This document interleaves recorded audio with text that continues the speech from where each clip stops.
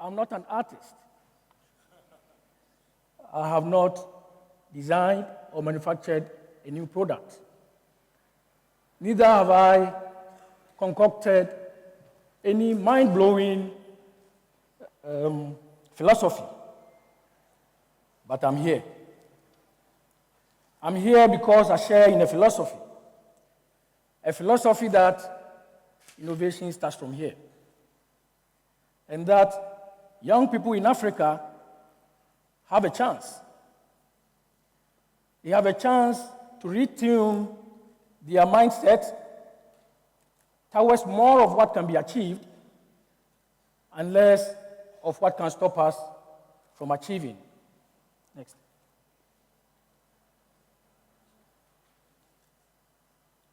We cannot afford the next generation of Africans to be excuse givers. We have run out of excuses. The population of Africa is such that, in fact, it is unique in the world. Of the people on this continent, 65% of us are either 35 years old or younger. That means out of the just a little about 1.1 billion Africans, in excess of 700 million of us are 35 years or younger. What does this mean for us? Do we see this population makeup as a ticking time bomb waiting to explode? Or do we see glorious opportunities waiting to be harnessed? Is it our lemons or our lemonade?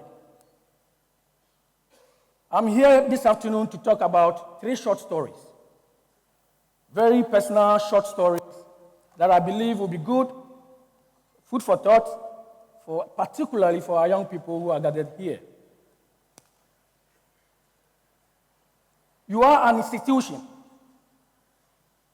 If your corporate manuals or policies, organizations, way of work doesn't function for you, and you feel helpless in your ability to change it, I'm here to tell you you can change it.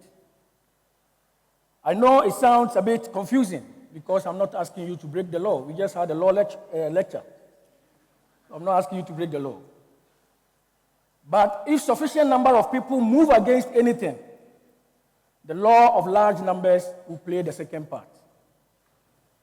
Many years ago, I was just out of school, and I had a fantastic chance to work with one of the top 4 accountancy firms in the country. Just around the same time, I registered to start my professional accountancy examination with an audacious objective of qualifying within 2 years from start of the exam while I was working. A few days into my new job, I had information that as a trainee accountant, you are not allowed to write any professional exams until after your first year of employment with the firm. So here was I being confronted with an institution's policy which is running in direct conflict with my personal policy. So I resigned. I resigned after 28 days in my dream job. Weeks went by, and a friend of mine who was still at the firm placed a call through to me. And he said, "John, the firm has canceled that policy." So when you are confronted with an opportunity to take a decision, do not over-prioritize your fears. We are all at one point or the other in our life, we get to the crossroads where we have to make life-changing decisions. But what so often happens is we place so much premium on what can go wrong to the extent that we take suboptimal decisions that move in direct conflict with our personal objectives. But note that you are and you shall continue to be a complete reflection of the decisions you make today. No. Previous. Yeah. Time is everything. But the best time or the right time is now. But how do you know the right time? To understand what time is right, you have to begin trusting your instincts. My time at the firm, just 28 days at that firm. Afterwards, unemployed graduate. So I circulated my CVs like wildfire. I was lucky, and I had a chance at a Caterpillar dealership company where I was recruited as the credit controller. Because the CVs were swimming in the environment, the calls kept coming. So I had another call after some few months with the Caterpillar dealership from, at the time, the best bank, one of the two multinational banks that existed in the country, on the high street. But it was also just around the time that I was heading towards the end of my professional accountancy exams. And as I said, nothing was going to stand in between me and that. So the pay was good. It was almost twice the salary or the compensation I was on my job. The luxury of working in the best bank in the country at the time. And everything that goes with it. So I called up a few friends, trusted friends, and ran my story by them. That this is my situation. I have this job, but where I am I'm able to learn on the side. And the verdict was the same. That the decision I was struggling to take was a no-brainer. Caterpillar dealership, multinational bank. No-brainer. So I went through the processes of onboarding in the new bank. Did my medical examinations, did my police checks, sent me my CVs, my certificates, all the things that I had to do to start work at the multinational bank. But one thing I had not done was to resign. So I had gone through the process of onboarding. I wanted to have my cake and still eat it. So days went by, and time caught up with me. I had to start work. On the day, I remember very well, I bought my new shoes, new trousers, nice shirt, because the dress code for a Caterpillar dealership is completely different from that of a bank. So, and I remember I set off from the house in my rickety VW Beetle, and I set out, not knowing which workplace I was going. Those of you who are familiar with the landscape of Accra, I was driving from Kaneshi towards Obechebi-Lamte roundabout. At the second exit goes to High Street.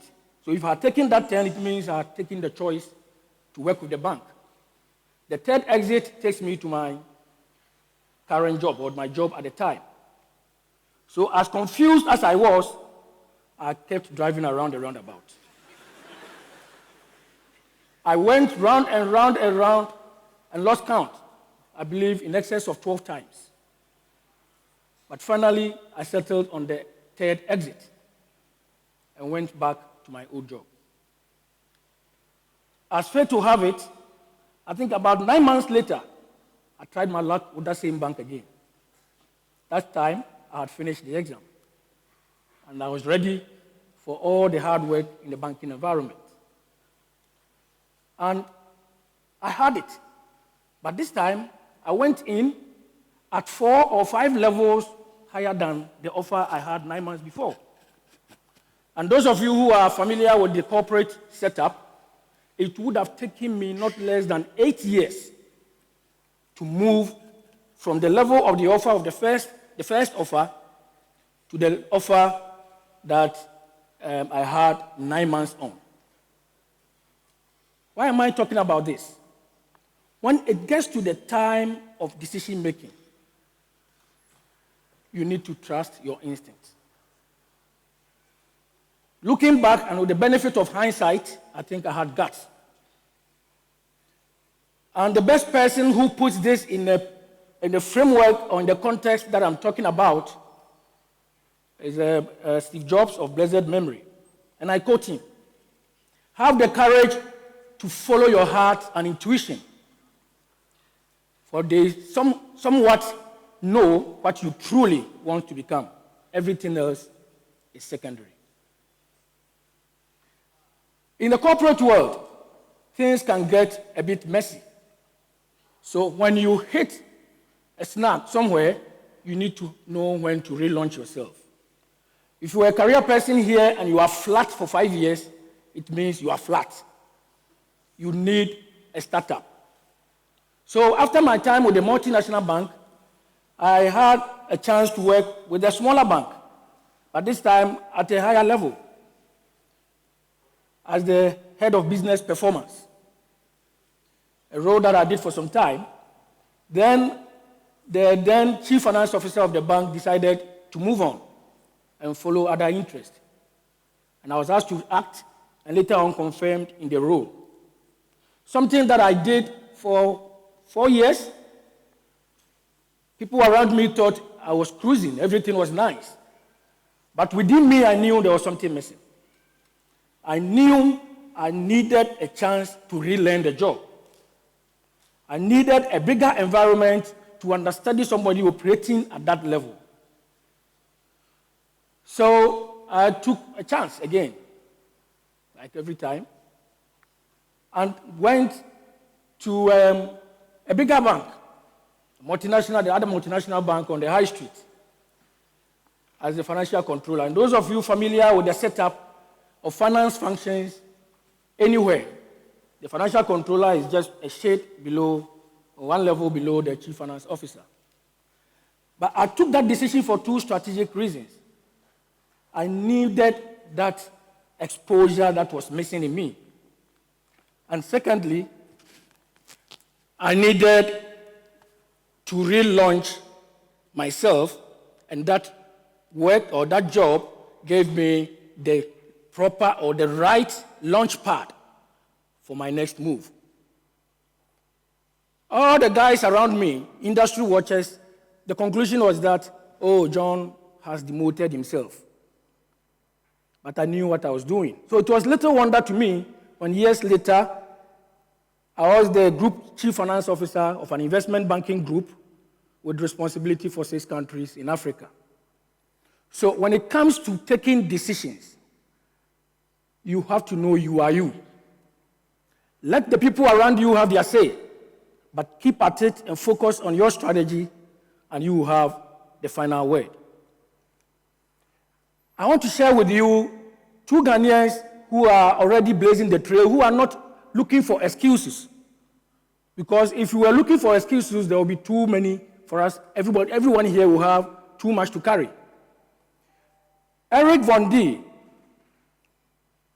is a student of the University of Cape Coast and the founder of My Home Teacher. Eric does not only have a passion for teaching, he decided to have a business around it. So you see, he saw the status quo. And instead of, just like all Ghanaians we like doing, instead of complaining about it, he decided to make a business out of it. And we have Eric in the audience here. The next is Josephine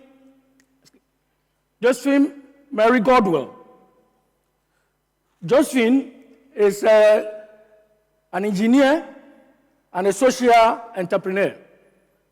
She takes her passion from the kind of feeling that she receives when she goes to the rural communities and sees young children and teachers in the rural communities using innovative tools to improve the quality of teaching and learning. She is the coordinator of Young at Heart Ghana Foundation, which specializes in the provision of skills to rural communities, young children and teachers in rural communities to improve the environment for learning and development. She has so far reached 1,200 young children in rural communities in 1 year. So what's your excuse? What's your calling? What is it that you want to be known for? I'll end with a story from a lady that personally inspires me a lot. She's called Amy Mullins. I'm sure some of you are familiar with her story. Next slide. Amy was born with a medical condition. So by the time she was 1 year old, both her legs were amputated. But Amy, whom I see as the true definition of positivity, did not allow her circumstances to drive her future. She did not only live a normal life, she is living an extraordinary life. In her youthful years, she was a softball player, and at one point held the record in the youth league for stolen bases. She competed against able-bodied athletes in both track and field. Amy is a fashion icon. She walks the catwalk. She is a model who is very well sought after. And in 2002, she launched her movie career, starring in the movie Cremaster Free, in which she appeared as 6 different characters. She has been involved in several movies since then. She is a well-acclaimed public speaker who travels around the globe motivating people through the art of speaking. So what skills do we have? This is a double amputee. And look what she has achieved and still achieving. Rob Seltanen puts it best. And he says, the people who are crazy enough to think they can change the world are the ones who do. Without ambition and passion, it is very difficult to achieve greatness. Thank you very much.